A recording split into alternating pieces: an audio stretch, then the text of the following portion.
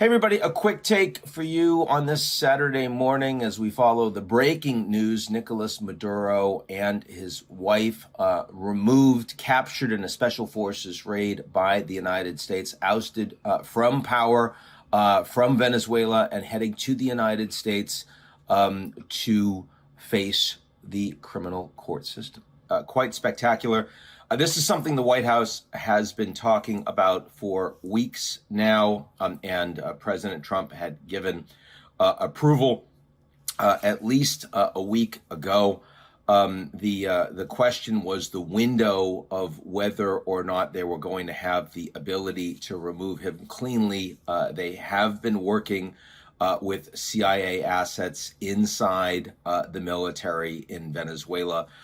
It was pretty clear that they were going to have lots of support, and that it was not something they were going to be facing a lot of fighting from the Venezuelan military. It looks like CIA assets grabbed Maduro before the strikes occurred and then handed him and his wife over to Delta forces on the ground. You've seen some spectacular explosions. Looks like those were U.S. strikes of Venezuelan air defense systems, allowing the Delta forces to get in, but there wasn't resistance or apparently a big firefight to get Maduro himself. The fact that the United States was working with people on the inside clearly makes this a lot easier, also speaks better for what the initial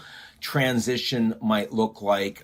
You're going to have a military government. There's no democratic elections right now in Venezuela. Maduro, of course, refused to accept the outcome of democratic elections that would have brought the opposition in place.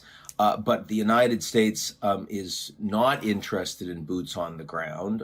They want to work with this transition government, and I expect they will be announcing diplomatic engagement, efforts to create deals on oil exploitation, as well as demands for a fight against the narco cartels. And to the extent that that plays out, the question longer term of what a democratic election looks like in Venezuela will be punted down the road. For now, this is a huge win for Trump because he's been able to get rid of Maduro after months of stepped up military pressure without having to engage in large scale strikes against Venezuelan military and drug cartel assets that would have led to lots of people getting killed and a much messier transition.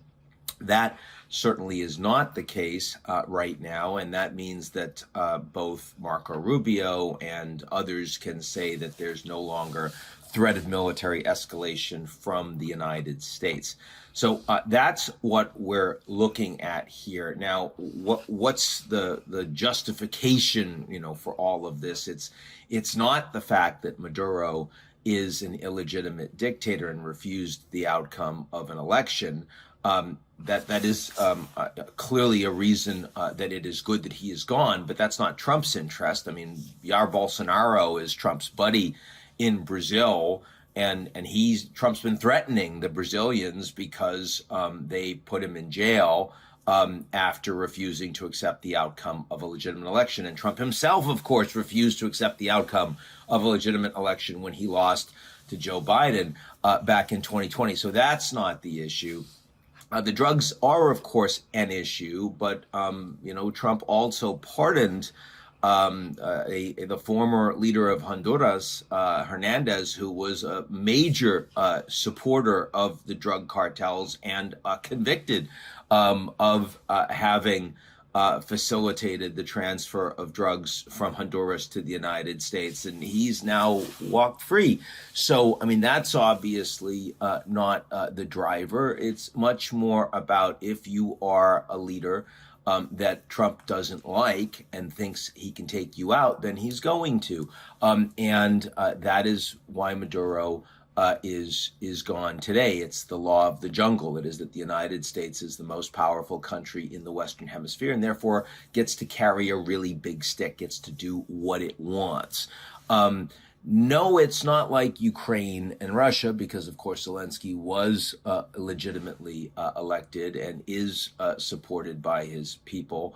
Also, though, the fact that the Russians were militarily incompetent to pull this off. And that, of course, is a very relevant point here, is if the Russians had been more militarily successful, Trump's willingness to allow them to get away with that, to afford them successes, would be a lot higher.